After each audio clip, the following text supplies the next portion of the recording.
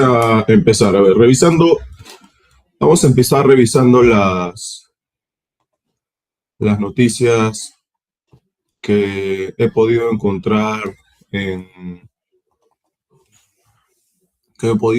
la semana, bueno, esta semana que ha pasado. Sí pueden ver, ¿verdad? Sí, profe. Sí, profe. Bueno, esta creo que sí se las había mostrado.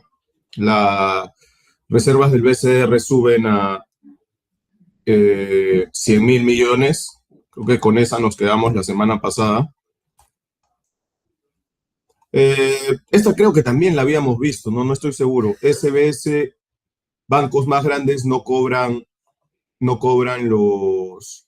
las tasas más altas, que ahí lo que se señalaba era que las tasas más altas no están en los bancos grandes, sino en segmentos específicos. Segmentos específicos como, por ejemplo, consumo, que es lo que es tarjetas de crédito. En consumo los bancos grandes están alrededor de 54 a 61%, mientras que el promedio es 59%, mientras que en tarjetas de crédito los bancos en promedio están en alrededor del 75%. Y lo que se está diciendo ahí es que más que una tasa específica de los solicitantes, mejor dicho, más que una tasa del banco en sí, la tasa se asigna en base al perfil crediticio del solicitante. Luego teníamos ventas de MIPE empiezan a afectarse por incertidumbre local. ¿Qué incertidumbre? Principalmente la que viene por el lado de las elecciones. ¿Qué es lo que se ha observado? Una caída en ventas, una caída en la demanda de créditos, una reducción en la inversión de inventarios, y los sectores según esta noticia, los sectores más afectados son el comercio, el transporte y el turismo. Dada la situación de incertidumbre, el comportamiento de las empresas se caracteriza por tener una mayor cautela, tienden a reducir sus solicitudes de préstamo y postergan decisiones. ¿Qué más? Y bueno, específicamente para empresas pequeñas como estas MIPE, ocurre lo que es una restricción financiera. Luego, ¿qué otra noticia encontramos?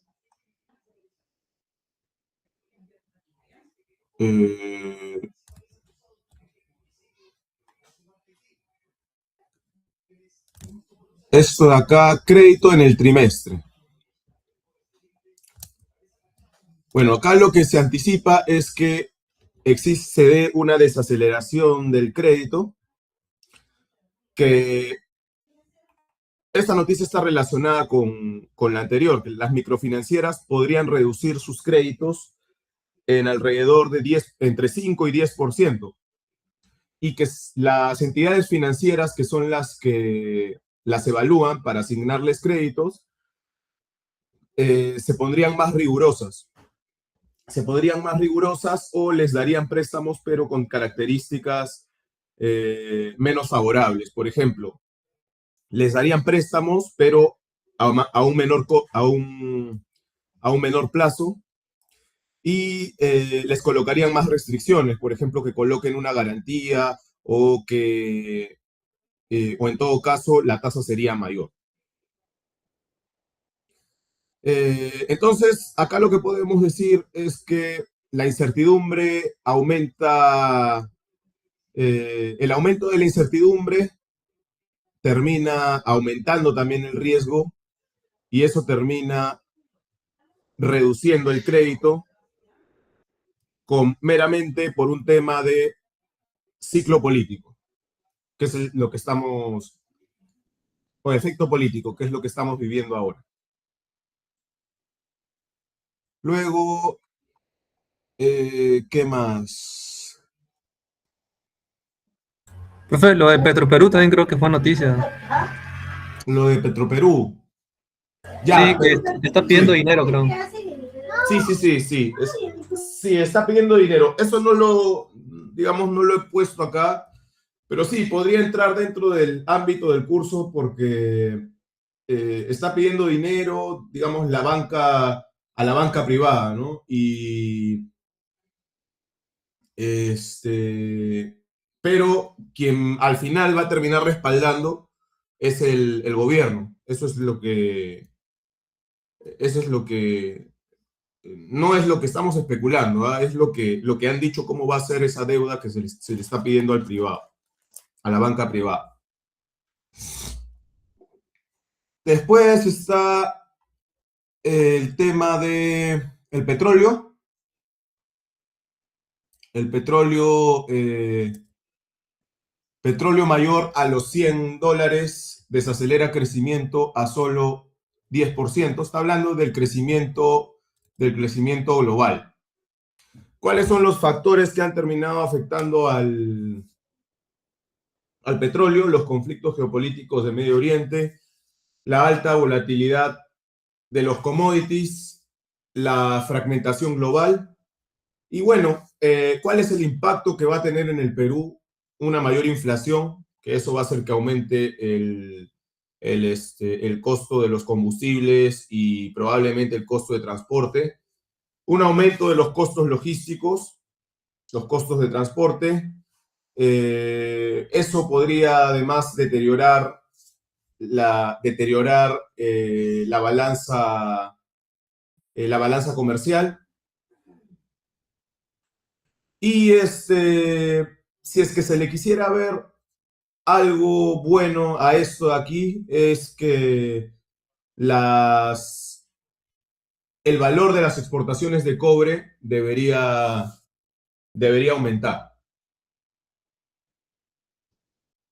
Luego, ¿qué más hemos encontrado por acá? A ver. Eh,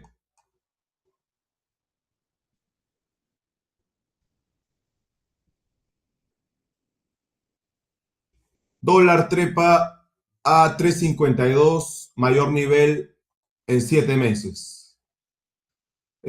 ¿Cuáles son las causas de ello? A ver, el dólar estaba bajo, pero el tema de la incertidumbre electoral ha hecho que el dólar aumente. Más o menos es algo similar a lo que pasó. Yo no creo que tan fuerte, pero sí ha tenido.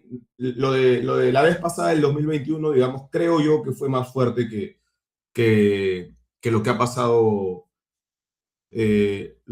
ahora, porque era la primera vez, por así decirlo, ¿no? Entonces, digamos que otra causa es la probabilidad de que salga cierto candidato y además eh, la probabilidad de que comiencen a salir los capitales como pasó esa vez en el 2021. ¿Cuáles son las proyecciones? Eh, que llegue hasta 360 o 365 si aumenta la incertidumbre. Y bueno, ¿qué es lo que señala esto? Que se está tomando al dólar, al menos los agentes de acá, como un activo financiero de refugio. Luego, qué más encontramos acá? Ah, esto de acá, la SBS. Bueno, ya hemos visto la intervención durante el curso de una crack. Ahora lo que estamos viendo acá es la intervención de una cooperativa de ahorro y crédito Abancay, en Abancay, Rural Abancay. ¿Cuál es el motivo, según la noticia? Que tiene patrimonio negativo y por lo tanto tiene insolvencia estructural.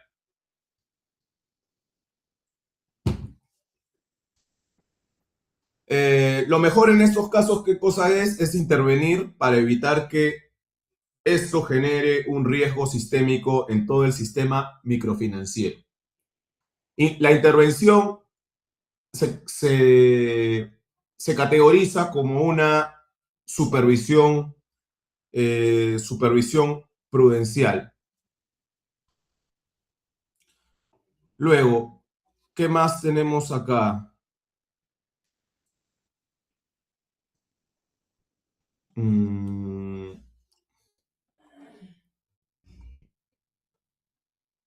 ¿Qué más tenemos?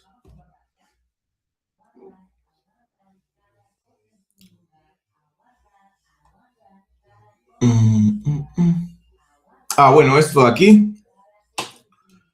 SBS presentará propuestas sobre sistema de pensiones.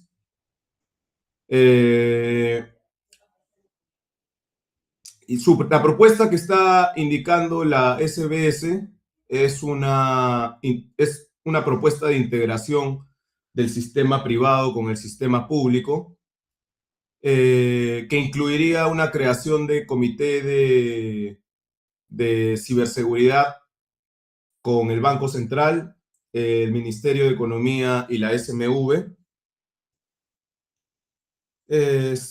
¿Cuáles son los riesgos asociados a esta propuesta?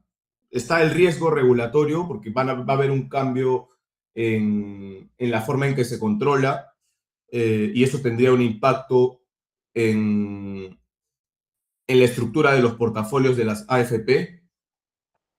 Hay un riesgo político debido al contexto electoral que estamos viviendo, y hay un riesgo operacional. El riesgo operacional, digamos, el más preocupante para las entidades,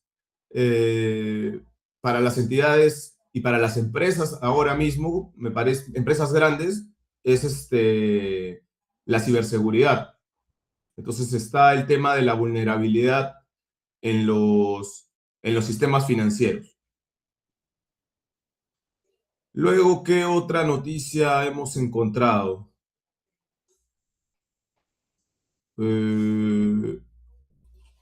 Segunda vuelta electoral y el mapa para los inversionistas. ¿Qué es lo que, lo lógico con los inversionistas en un panorama como el que estamos viviendo?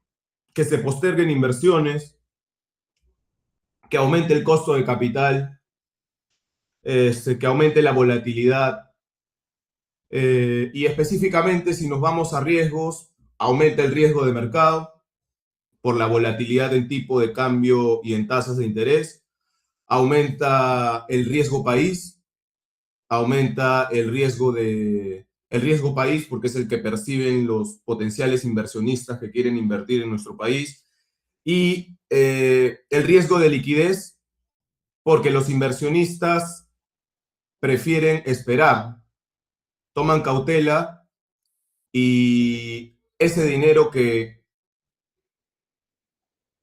podrían incorporar al sistema no lo hacen y no se encuentra disponible para los agentes deficitarios.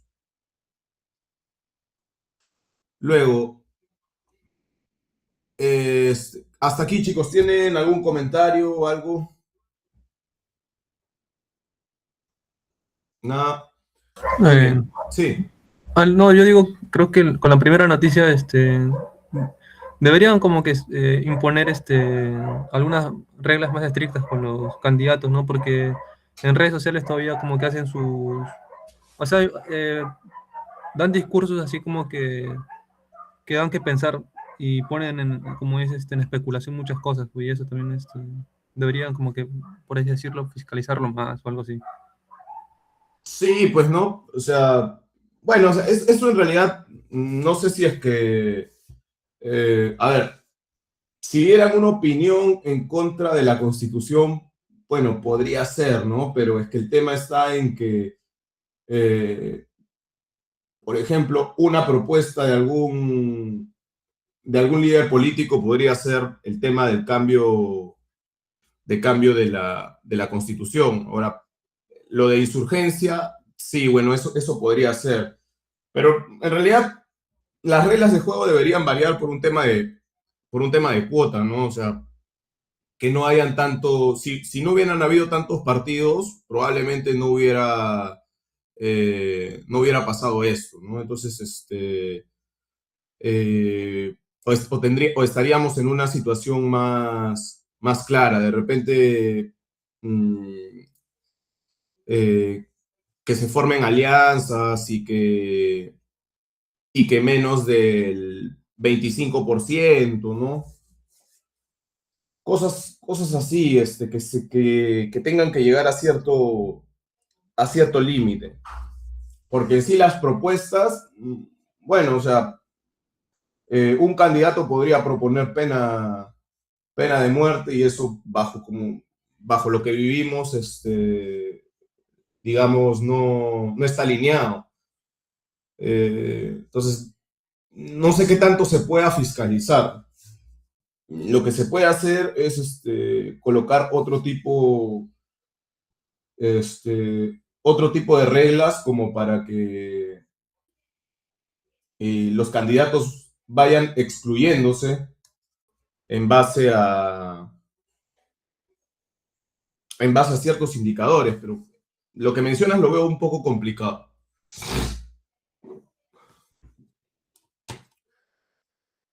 A ver, tenemos luego esto acá, fintech de pago deberán aliarse con bancos para subsistir. Desde este mes, fintech tendrá que cumplir con requerimientos del Banco Central como capital mínimo o asociarse con bancos y otras entidades financieras para seguir operando en el mercado de pagos.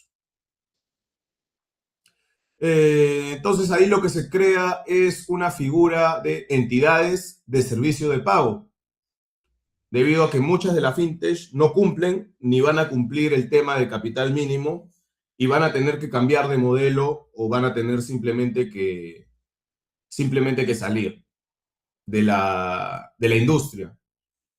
Si lo llevamos esto a términos económicos estratégicos, lo que se está haciendo es crear una barrera de entrada. Una barrera de entrada, porque probablemente se haya visto un riesgo potencial en regulación, en negocio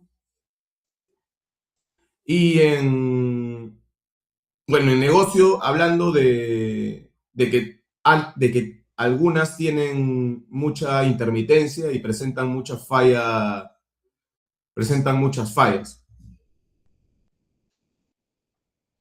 Luego, ¿qué más hemos encontrado? A ver, bueno, dice, según el abogado, las fintechs que no puedan cumplir con los requisitos del Banco Central deberán modificar su modelo de negocio para convertirse en proveedores tecnológicos sin responsabilidad directa sobre el servicio de pago o de lo contrario tendrán que abandonar el mercado. Y bueno, es lo de petróleo por encima de 100, salió hace como 5 días, pero ayer salió esto de acá. Crudo Brent se dispara por encima de los 118. Eso es esto es lo que salió ayer, ¿no? El barril de petróleo Brent para entrega en junio se disparó ayer en 6.08% y ha cerrado por encima de los $118 en el mercado de futuros de Londres. Yo no sé si alguna vez, bueno, a ver, les voy a comentar lo que me pasó a mí. Yo estoy viajando a Estados Unidos en junio y iba a comprar mi pasaje en febrero. Pero a mí me están financiando me están financiando el pasaje, entonces no era mi dinero. El pasaje me parecía barato, estaba alrededor de eh, 800 o $900, estaba a fines de febrero. Y a mí me compraron el pasaje el 3 de marzo, me parece, el 3 de marzo. Y el 3 de marzo el, mi pasaje me ha costado $1.400, o sea, como $400 más de lo que, 1.300 o $1.400 me ha costado. Pero, o sea, es bastante más, no ha costado 50, 100, $200 más, no, ha costado como 300 o $400 más, porque las empresas de las aerolíneas trabajan con futuros, entonces, y además de que trabajan con futuros, digamos, cada fin de mes actualizan su tarifa en base a los futuros que van tomando. Entonces, eso hace que termine afectando los precios significativamente. Luego, por ejemplo, los bancos actualizan también su tarifario cada fin de mes. Entonces, por ejemplo, me ha pasado de que alguna vez alguna entidad me ha llamado y me ha dicho, aproveche la tasa de interés, aproveche esta tasa de interés porque por ejemplo, 28 o 29 de algún mes, me dice porque el próximo mes, o sea, en 3 días van a bajar, porque es un tema de actualización. O sea, los bancos van actualizando sus tasas quincenal o mensualmente. Entonces, eso termina afectando. Muy bien. ¿Tienen algún comentario?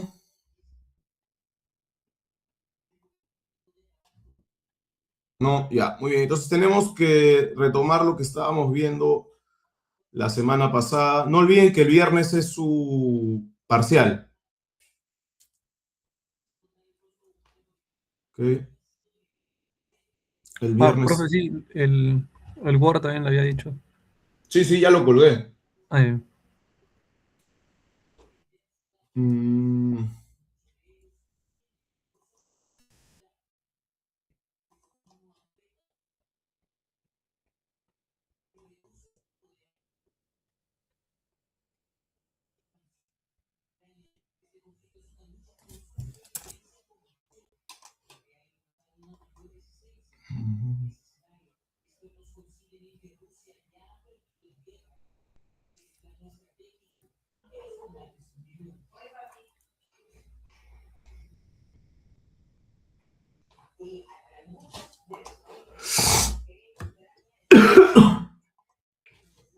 ya, muy bien.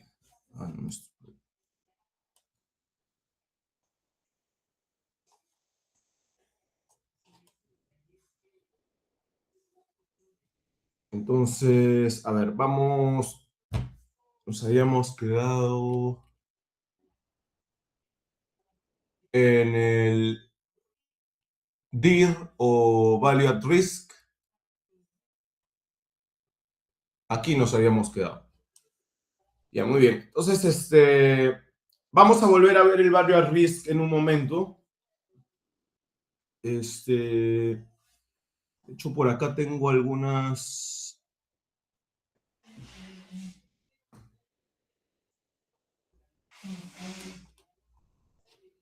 Esto era lo que habíamos visto la semana pasada, ¿no? Entonces, voy a conectar mi tableta. Aún no hemos visto, digamos, el paso a paso del Value at Risk. Eso no se lo voy a evaluar, solo les voy a evaluar, al menos en el parcial, la interpretación. Vamos a revisar nuevamente la interpretación. Lo que necesitamos para un Value at Risk primero es la posición, el saldo o la exposición. Acá tenemos una exposición, un saldo de 100 millones. Luego lo que necesitamos es la desviación estándar diaria. Y acá, como ven,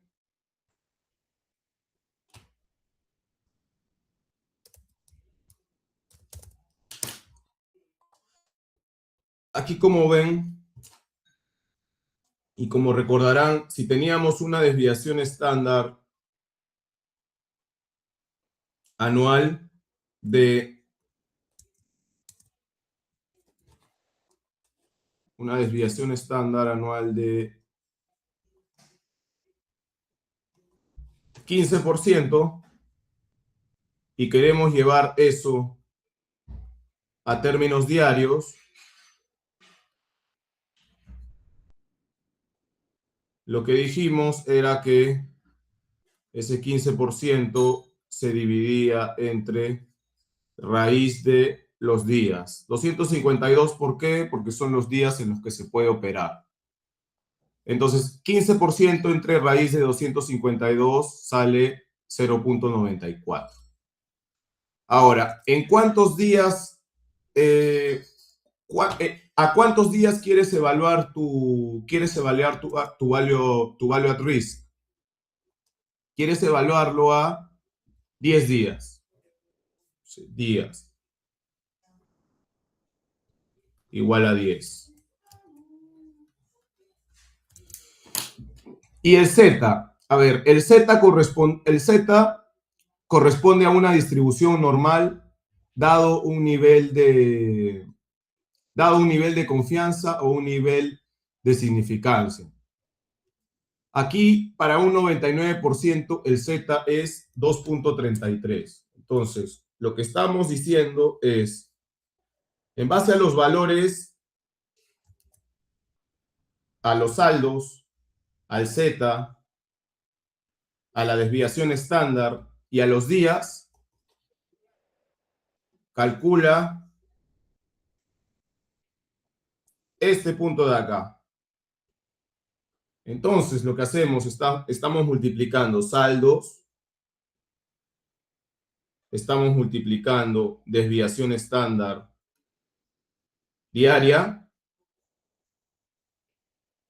estamos multiplicando los días a la 1/2 o la raíz cuadrada de esos días, y lo estamos multiplicando luego por el Z.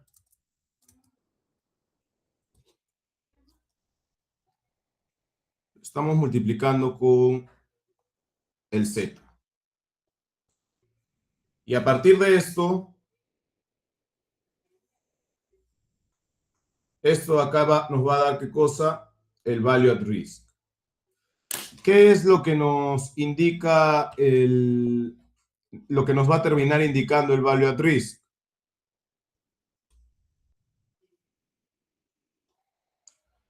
Nos va a dar un resultado.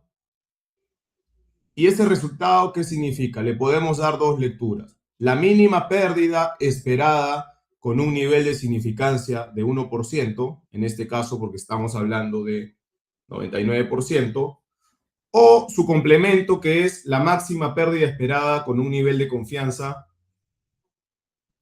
de 99%.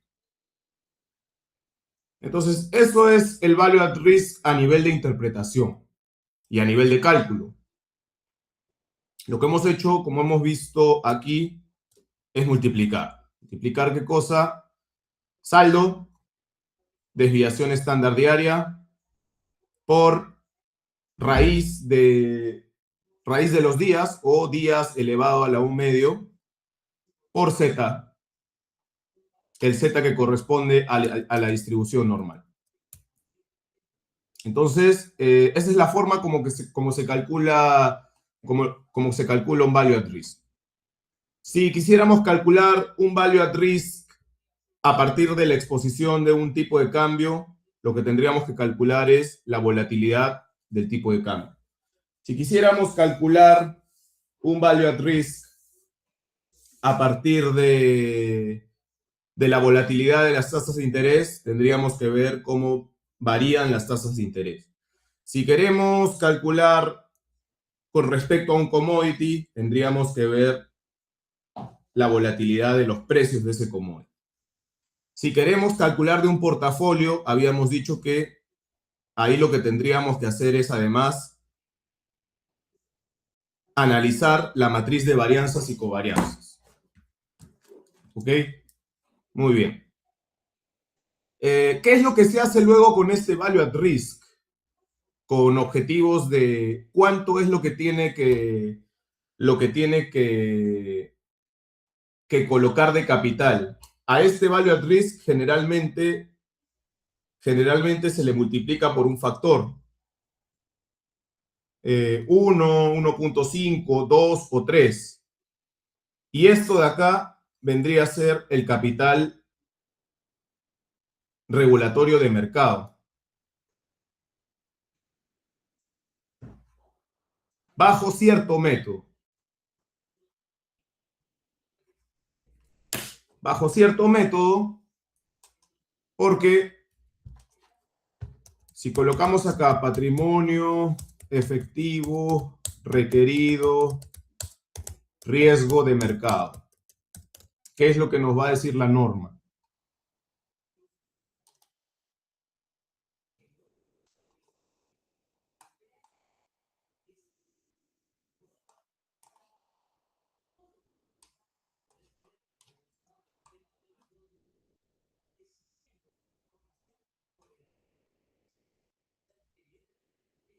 ¿Qué es lo que nos dice la norma?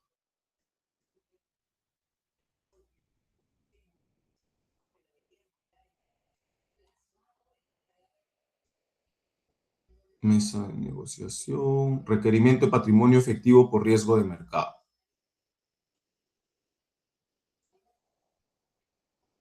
Método basado en sensibilidades para cada uno de los riesgos, tasa de interés general, diferencial de rendimiento, riesgo de renta variable, riesgo de commodity, riesgo bancario.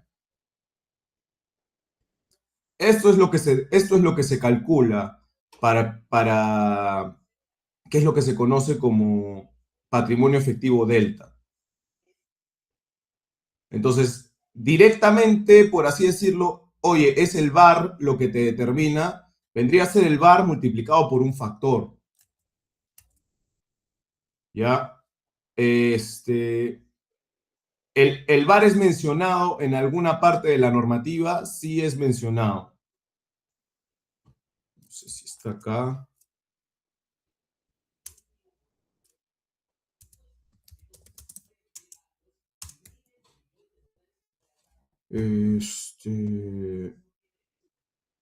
Value at risk.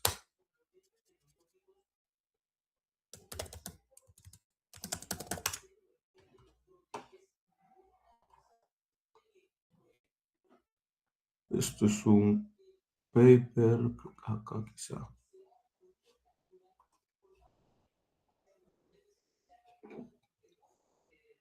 Modelo de valor en riesgo, modelo regulatorio, desviación estándar, value at risk, esto es lo que acabamos de ver, VaR regulatorio,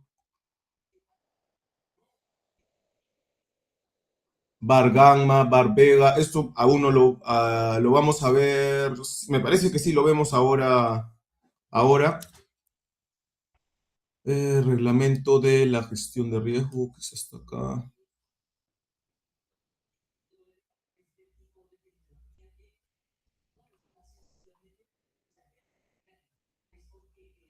Modelo interno, varianzas y covarianzas, modelo interno, simulación histórica, simulación de Monte Carlo, eso lo vamos a ver ahora.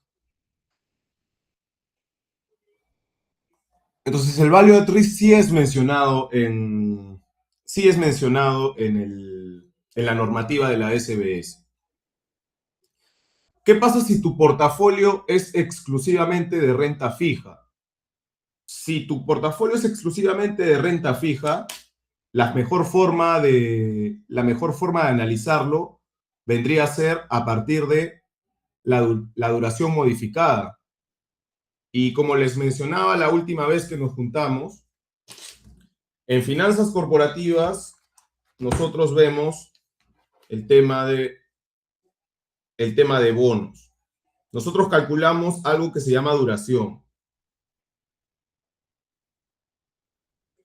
Luego, esa duración es el duration, Macaulay duration, duración de Macaulay. Es lo mismo, es exactamente lo mismo. Y luego a partir de la duración, si la duración la dividimos entre 1 más R, que esta es la tasa de mercado, lo que obtenemos es la duración modificada o modified duration.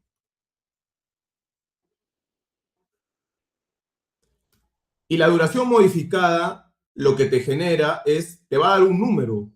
Por ejemplo, si la duración sale 2 y eso lo divido entre 1 más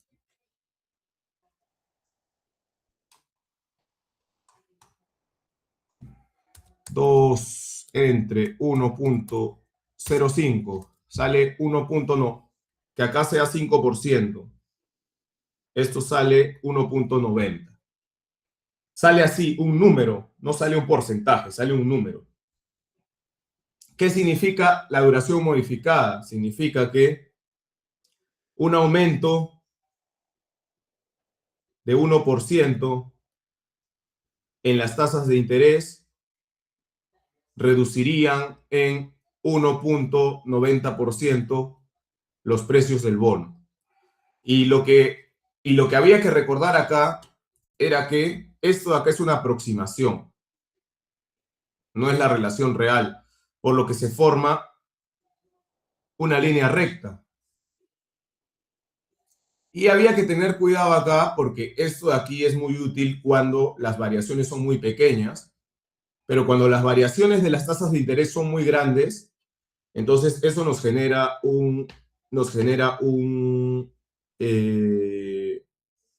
que lo interpretemos con cuidado o que simplemente deje de servir. Porque la relación que existe entre las tasas es de esta manera. Y lo que nosotros estamos representando con la duración modificada es esta línea recta.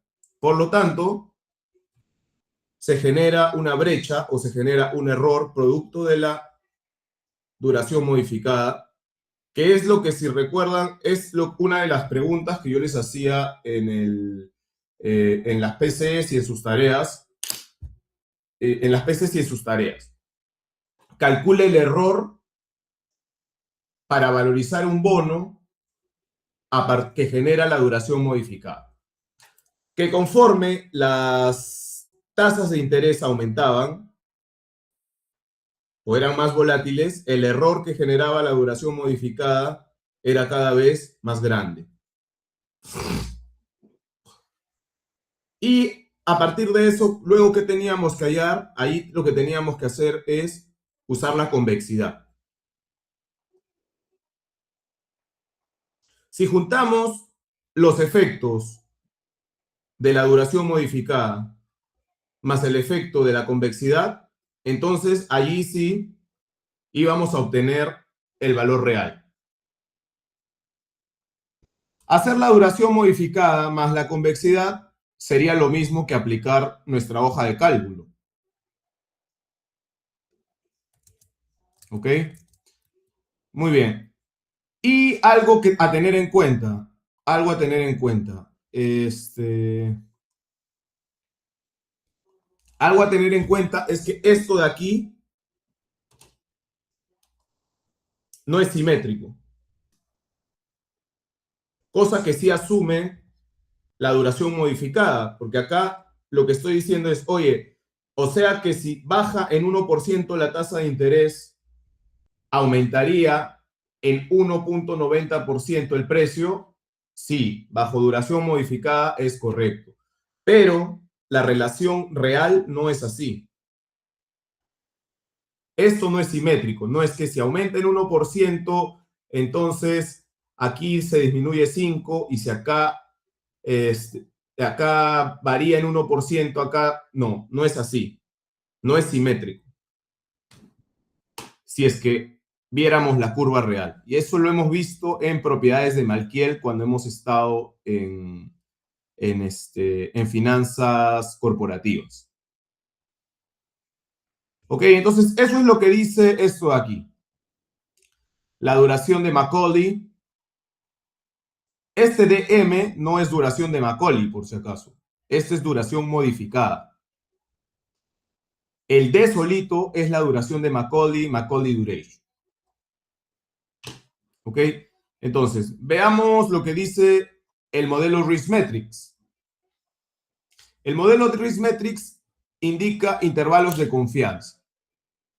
Si asumimos que los cambios en el rendimiento se distribuyen normalmente, gran limitación que tiene el Value at Risk básico, que asume una distribución normal. Podemos construir un intervalo de confianza alrededor del DIR.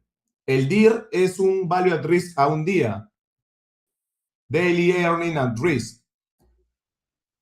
Por ejemplo, asumiendo normalidad, el 90% de las veces los resultados de la variable se va a encontrar entre más o menos 1.65 desviaciones estándar de la media. Esto es algo que ya ustedes deberían tener claro por econometría, por estadística, por los varios cursos de estadística que han llevado. Suponga que hemos tomado la posición larga en bonos cupón cero a 7 años por 1 millón. Asumiendo normalidad, el 90% de las veces los cambios en el rendimiento estarán entre más o menos 1.65 desviaciones estándar. Si la desviación estándar es 10 puntos básicos, recordemos que 100 puntos básicos es 1%, por lo tanto 10 puntos básicos es 0.01%. Entonces, eso de ahí, ¿qué correspondería? Correspondería a 16.5 puntos básicos. Si la preocupación está en que la tasa suba, entonces la probabilidad de que la tasa suba más allá de los 16.5 puntos básicos es 5%. Solo se considera una de las colas de la distribución estadística. Es decir, de cada 20 días ocurriría un día. Un día representa el 5% de 20. Si usamos el modelo Risk Metrics para instrumentos de renta fija, entonces, ¿qué tenemos? Que la volatilidad del precio, tenemos primero la duración modificada. La duración modificada nos ha salido 6.527. ¿Cómo calculamos la duración modificada? La duración modificada, como recordará, a ver, voy a hacer una pregunta. ¿Recuerdan cómo se calcula la duración modificada?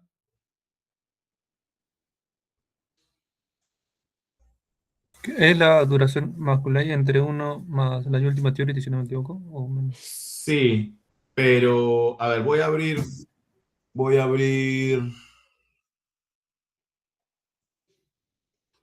Yo se los enseñaba con esto, creo, ¿no? Sí, yo se los enseñaba con esto. Obviemos la parte de la subasta. Digamos, eso es, la parte de la subasta es lo que veíamos en finanzas corporativas. Vamos a, este es un bono, no es un bono cupón cero, este es un bono bullet. Este bono cupón cero reparte, su valor nominal es 1.000. Su tasa cupón es 8%. La tasa de mercado en promedio es 8.21%. Entonces estamos hablando, uno es de la tasa cupón, que es lo que te paga, digamos, el interés, entre comillas, que te paga periódicamente. Ese interés es de 8%. Y como recordarán, la tasa cupón tiene un tratamiento nominal. Eso quiere decir que si la tasa cupón anual es 8%, la tasa cupón semestral sería de 4%. 8% entre 2. Muy bien. La tasa de mercado no es algo que tú, en el que tú puedas afectar, porque es, digamos, es la tasa de mercado, es el precio.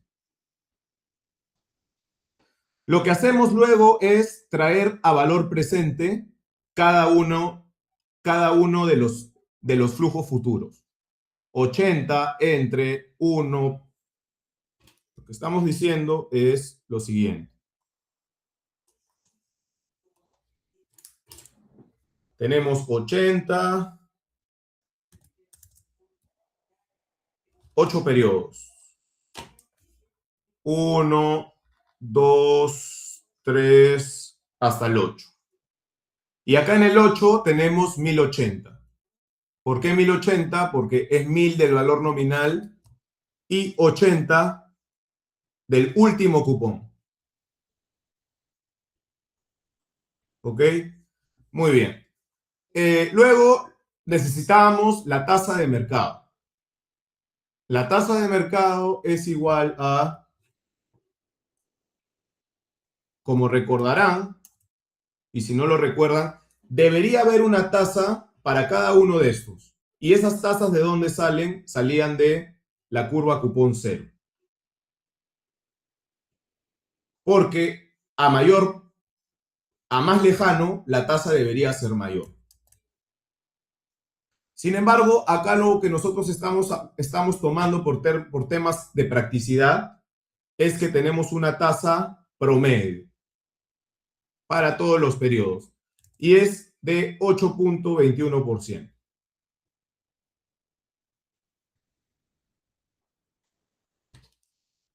Luego, lo que estamos haciendo es traer a valor presente. Eso quiere decir 80 entre 1 más 8.21% elevado a la 1 más 80 entre 1 más 8.21% elevado al cuadrado. Y así hasta el último, en el que el último es 1080 entre 1 más 8.21% elevado a la 8. ¿Ok? Luego, ¿qué es lo que hacemos? Calculamos cada uno de ellos. El primero sale 73.93.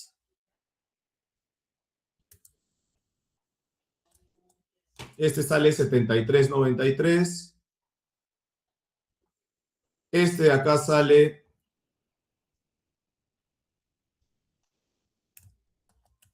68.32.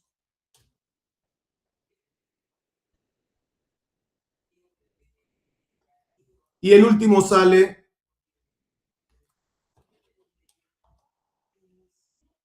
574.47.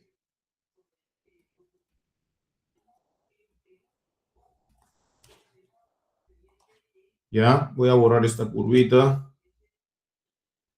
pero tienen que recordar.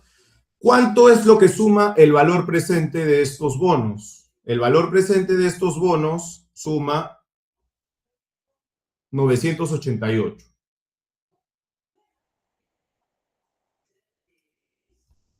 Ahora, lo que tengo que hacer es tomar el porcentaje de cada uno de ellos. ¿A qué me refiero con porcentaje? 73.93 dividido entre 988 multiplicado por T. ¿Cuál es T? Si estoy trabajando con tasas, acá no tiene que ser año esto, ese es el periodo en el que estemos trabajando. Si los cupones son trimestrales, esto será en trimestrales. Si los cupones son semestrales, esto será en semestrales. Entonces, acá es por T. T es 1 para este caso. Acá sería 68.32 entre 988 multiplicado por 2. Y el último sería 574.47 entre 988. y esto multiplicado por 8. Hacemos la suma de esto y lo que nos va a dar es la duración. ¿Ok? Nos va a dar la duración. ¿Cuánto es la duración?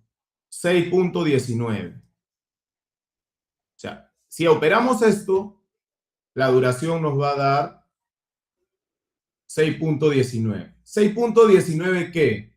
6.19 el periodo en el que estemos trabajando. Si esto es años, sería 6.19 años.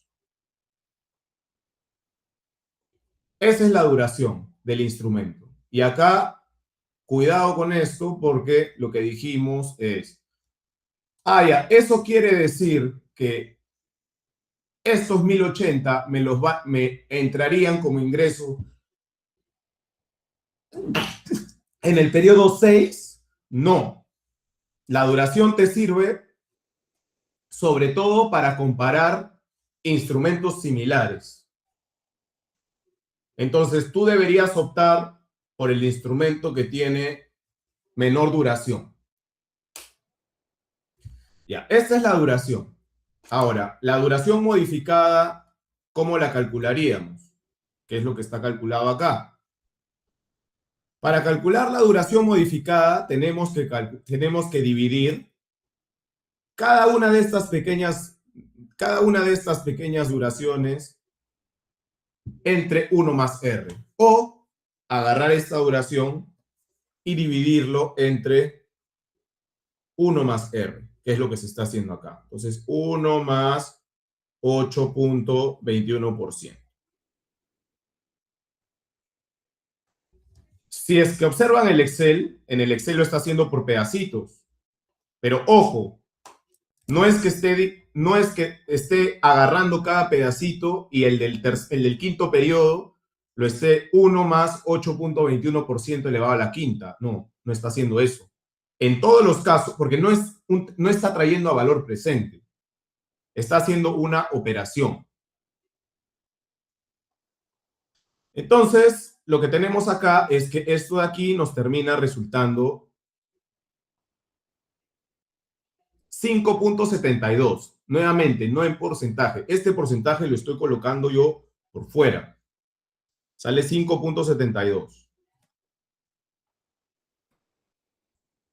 ¿Qué significa ese 5.72? Significa que aumento de 1% en la tasa de interés me va a generar una reducción de 5.72%. Entonces, esa es la duración y eso es lo que tendríamos que calcular o que tendríamos que usar para nuestro DIR. ¿Ok? Hasta aquí, chicos. ¿Tienen alguna pregunta, algún comentario?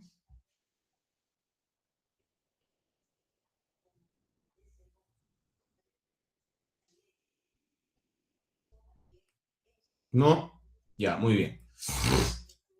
Entonces, lo que acabamos de hacer ahorita, ¿para qué sirve? Sirve exclusivamente para hallar esto de acá.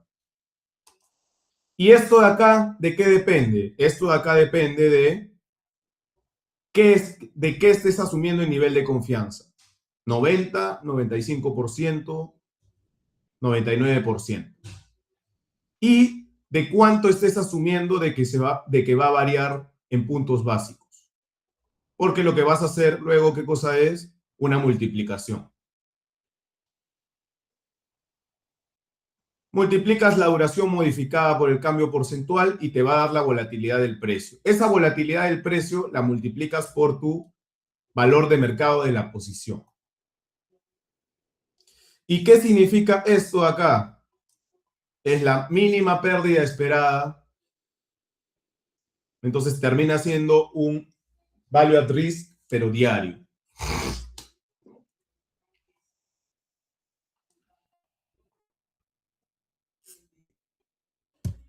Como esto es diario, y si quiero llevarlo a 5 días, ¿qué tendría que hacer? ¿Multiplicarlo por 5? No.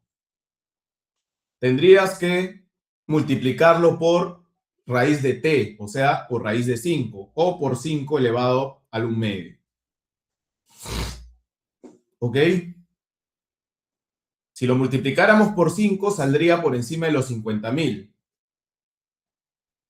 Y no es 50.000. Nuevamente, porque las tasas no se mueven de manera directa.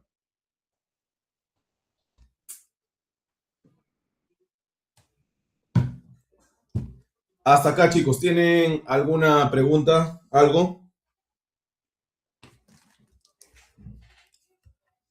¿No? Ya, muy bien. Sigamos entonces.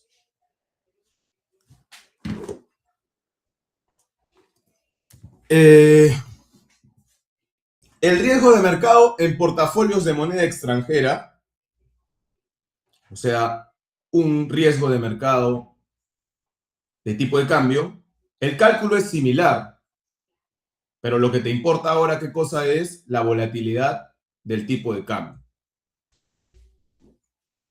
En el caso de los portafolios, ¿qué se tiene que hacer en caso de portafolio? Si el portafolio está bien diversificado, el DIR vendría a ser la posición multiplicado por la volatilidad de los rendimientos del mercado de las acciones, que se asume que es 1.65% de la desviación estándar de los rendimientos del mercado. Si el portafolio no estuviera bien diversificado, se introduce el análisis de riesgo sistemático y no sistemático. El riesgo sistemático depende del mercado del país en su conjunto, el riesgo no sistemático depende de cada instrumento en particular. Si tu portafolio es global, ya escapa del tema del mercado del país, sino que estás hablando del mundo.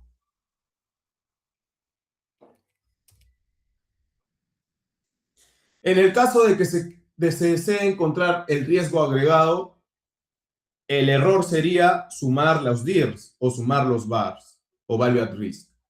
Lo que necesitamos sería una matriz de correlación para construir los Value at Risk diario del portafolio a partir del DIR individual. Si tuviéramos 3 activos, entonces el DIR del portafolio de 3 activos, ¿cuál sería? El DIR al cuadrado del activo A más el DIR al cuadrado del activo B más el DIR al cuadrado del activo C, donde ya han visto qué significa DIR. El DIR es el value at risk a un día.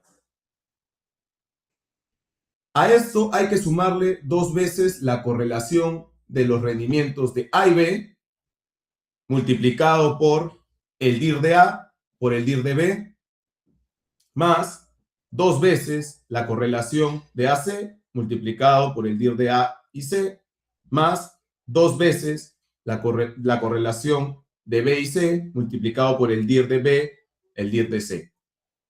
Y a esto le sacamos la raíz cuadrada.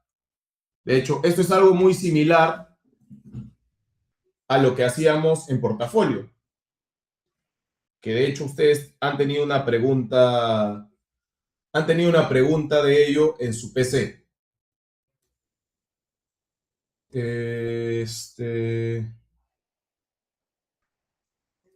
Muy bien. El DIR del portafolio mostraría lo mínimo que se puede perder en un día considerando qué cosa. Un determinado grado de confianza o nivel de significancia en su complemento, las posiciones en los activos financieros en los que se tenga invertido ese portafolio, ya sean acciones, bonos, monedas, índices, las respectivas volatilidades y las correlaciones que existen entre los diferentes instrumentos. ¿Cuáles son las debilidades del Value at Risk y por lo tanto de este modelo DIR Risk Metrics? Asume una distribución normal simétrica para el retorno de todos los activos que forman parte de los portafolios evaluados. Esa es la gran debilidad. Sin embargo, para nivel pregrado, esto es lo que tienen que saber de forma base, cómo calcular el value at risk. Y ahorita ahorita en un momento vamos a ver unos ejemplos. Si los portafolios incluyeran derivados, la crítica sería aún mayor, ya que las opciones no muestran resultados simétricos. De hecho, para calcular con derivados, lo que se usa es los gamma y los vega, que son las derivadas de la fórmula de Black and Scholes. Cuando lleguemos a opciones, recordaremos este tema de gamma y vegas.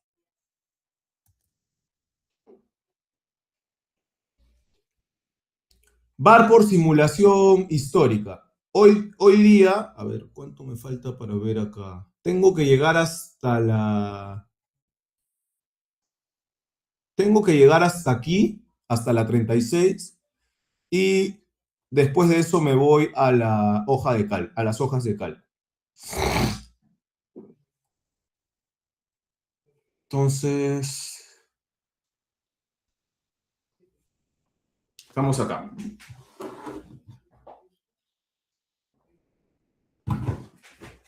VAR por simulación histórica. Es muy utilizado, dada su simplicidad y por las ventajas que muestra. ¿Qué ventajas tiene? Es simple, no requiere de la distribución normal de los rendimientos y no necesita las correlaciones o las desviaciones estándar de los rendimientos de los activos individuales. La idea central en hacer un value at risk con simulación histórica es tomar el portafolio de activos a valor de mercado y la serie histórica de precios hacia atrás para cada activo. Usualmente se toman 500 observaciones pasadas. Luego lo que calculamos es el 5% de los peores casos. Si son 500, el 25avo menor valor de los 500 días. Por lo tanto, el 5% de las veces tendremos resultados que son menores al límite calculado. Si estás asumiendo, si bien es cierto, acá no estás asumiendo el tema de la distribución normal, acá estás asumiendo otra cosa, que el futuro va a tender a comportarse de manera similar al pasado, lo cual sí es una limitación.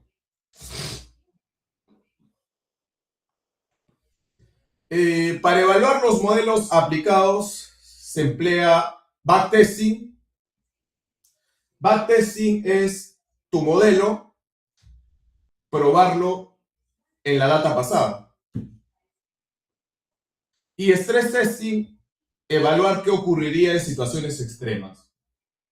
Cuando hablamos de stress testing, nos referimos a pruebas tan sencillas, no para este tema específicamente, pero cuando hablamos de stress testing en general, un análisis de sensibilidad es una prueba de stress testing, un análisis de escenarios es una prueba de stress testing, un análisis de punto muerto es una prueba de stress testing.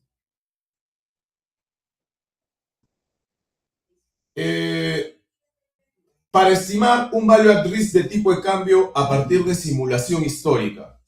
En un momento lo vamos a ver, no se preocupen. Ahorita solo estamos viendo cuál es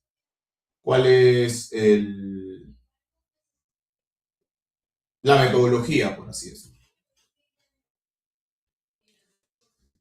Tenemos que medir la exposición. Calculamos las posiciones en moneda extranjera, lo convertimos a dólares al tipo de cambio del cierre del día. ¿Y cómo medimos el riesgo? Calculamos la variación en los tipos de cambio de los 500 días anteriores con respecto a la posición actual y con eso calculamos pérdidas o ganancias. Ordenamos los días por riesgo del peor al mejor.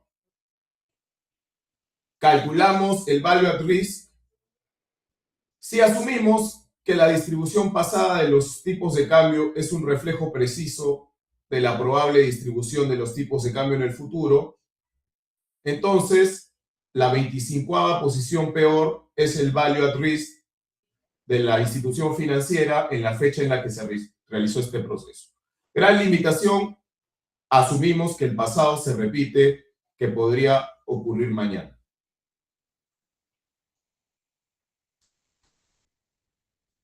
Debilidades del modelo. 500 observaciones no son significativas desde un punto de vista estadístico. Incrementar el número de observaciones hacia atrás no es conveniente, pues las observaciones pueden ser no relevantes para predecir el value at risk en el futuro. Una posible solución a este problema es ponderar con mayor peso a las observaciones más recientes. Eso es lo que se conoce como ENWA, y quizá lo han visto en econometría. Que lo que se hace allí es algo muy sencillo, y para eso sí necesitaríamos hacer que tenemos el rendimiento 2025, 2024, 2023, y lo que asumimos en un value at risk histórico en esos 500 días es que cada uno de estos tiene un mismo peso, uno entre 500, uno entre 500. Si es que tomamos esto acá, sería un tercio, un tercio, un tercio. Entonces, eso es esa es una limitación, porque lo que estamos diciendo es, oye, pero lo más pasado debería tener menos peso. Entonces, eso quiere decir que, por ejemplo, esta acá tendría un peso de 1/2, esta acá tendría un peso de 30%, y esta acá tendría un peso de 20%. Eso quiere decir que más lejano, menos peso.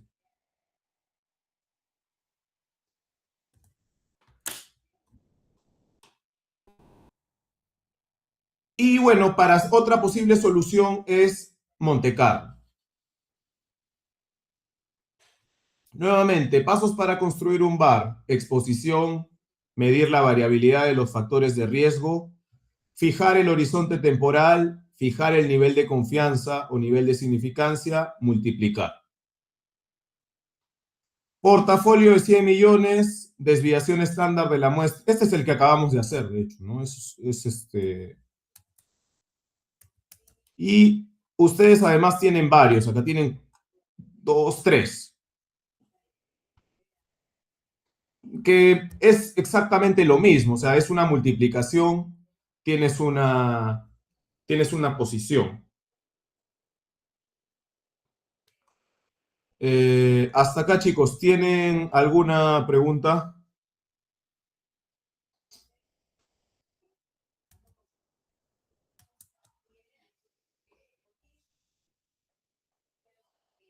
No, ya, sigamos entonces.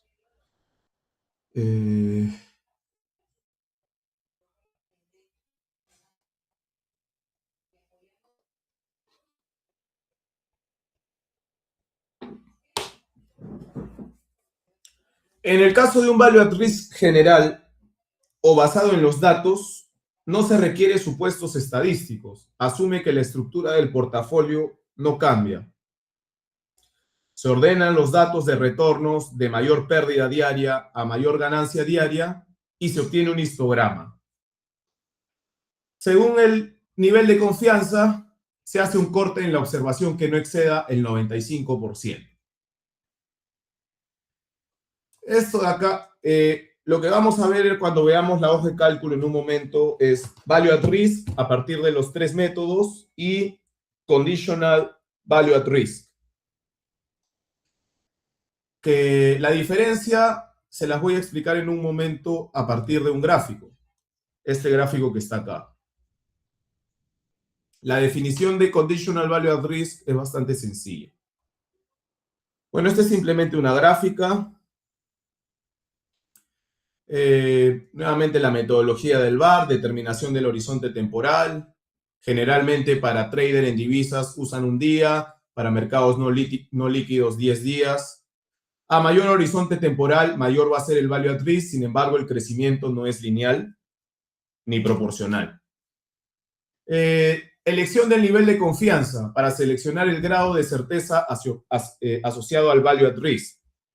Nivel de confianza es menor si se usa como referencia del riesgo de pérdida. Nivel de confianza es mayor si estamos estimando el requerimiento de capital para evitar pérdidas. A mayor nivel de confianza, mayor será el value at risk estimado.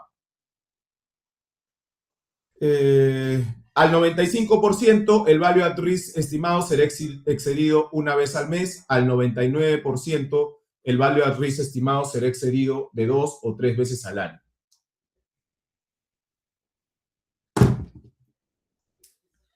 Se tiene que definir la distribución de probabilidad. Si tenemos un programa, podemos definirlo, por ejemplo, o restringirlo, por ejemplo, a una log normal.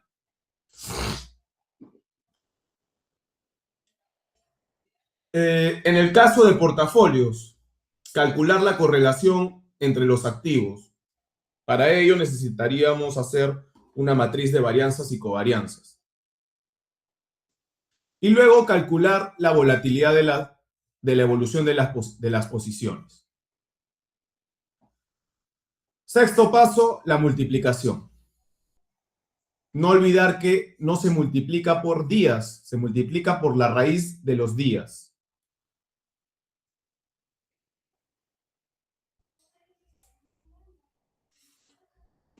Para superar el problema del número de observaciones, podemos sintetizar un número adicional de observaciones, por ejemplo 10.000, a partir de una simulación de Monte Carlo. Para ello utilizamos la matriz de varianzas y covarianzas históricas y un vector numérico aleatorio. El objetivo es replicar la distribución de los resultados observados con data sintética. En el CFA viene algo de value at risk, sí, pero solamente a nivel de interpretación. O en todo caso vendría para que realices una multiplicación directa dándote los datos.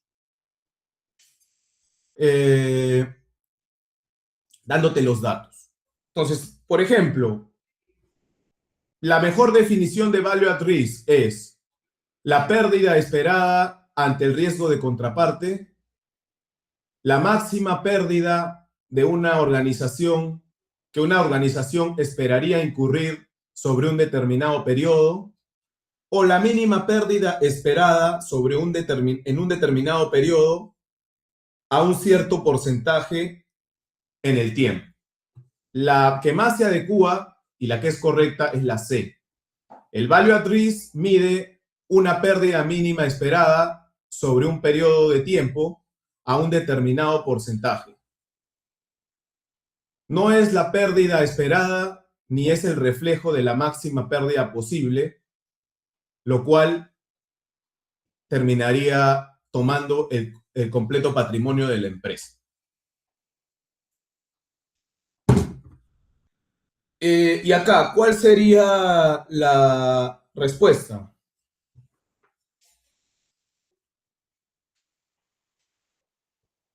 A, B o C.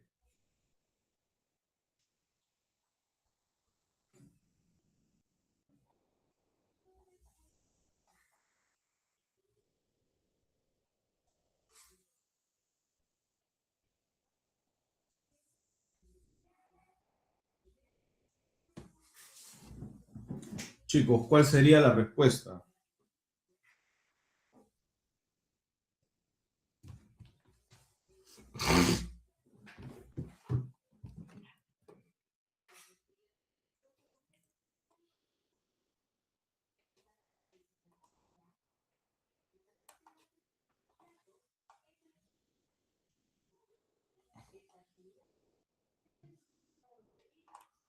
A ver, voy a tomar lista.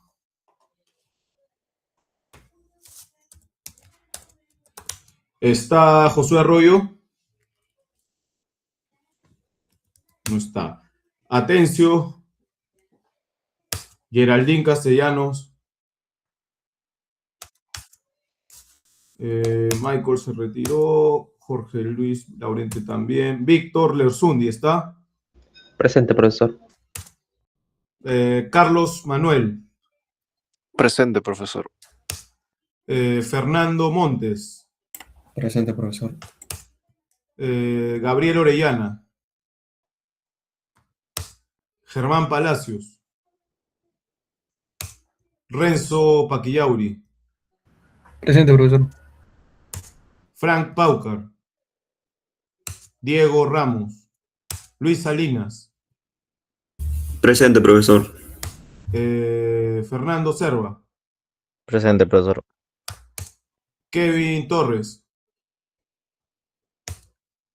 Y ya, bueno, Adrián se retiró. Ya, muy bien. Vamos, ya.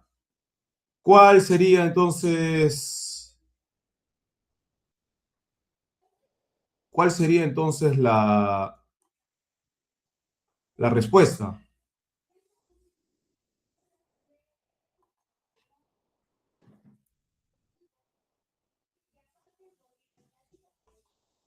A, B o C.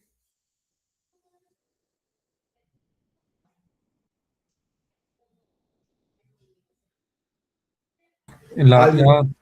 La A. Muy bien. Sería la A. De acuerdo. Muy bien. Pasemos a este gráfico de acá. Esto de acá es nuestra distribución. No me estoy metiendo en el tema de qué distribución es simplemente una distribución continua. Y lo que tenemos acá es el value at risk, que ya vimos cómo se calcula. Se calcula en la cola de la izquierda, que es la cola que preocupa. Y acá lo que vemos es el C-bar. Entonces, ¿cuál es la diferencia entre el value at risk y el conditional value at risk? Que el value at risk en interpretación es la mínima pérdida a secas. Y el conditional val es la media de las mínimas pérdidas, por eso está acá en el centro, es la media. Eso nos debería llevar a... ¿Cómo que la media? Quizá de momento no lo tienen claro, pero en un momento ya deberían tenerlo claro, porque si tenemos data histórica, si hacemos un VAR histórico, un value at risk histórico, o uno de Monte Carlo, lo que vamos a tener es, hace un momento decíamos,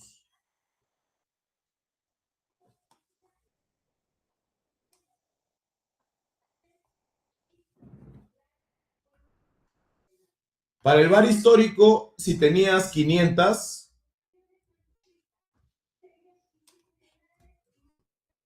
aquí la 25ª, ordenadas de menor a mayor, terminaría siendo tu VAR, tu value at risk.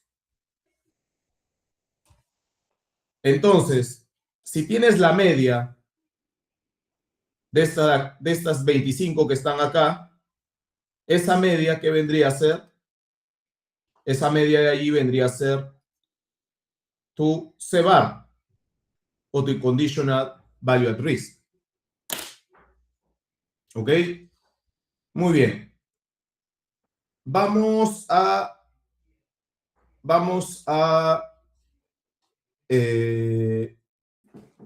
ir a una pregunta, Renzo. ¿Esto está colgado? ¿El PPT, profe? Sí. No. No. El último PPT no. Yo me fijé ayer, me fijé en la mañana, pero...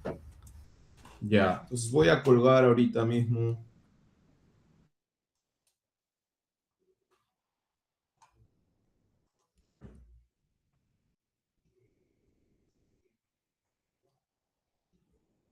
Mm.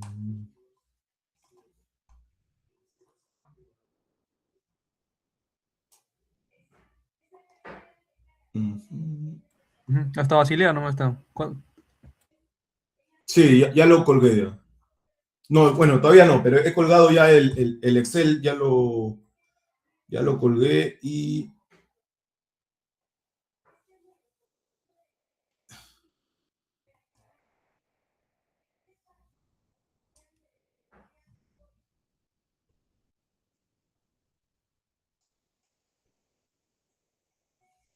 ahorita cuelgo esto.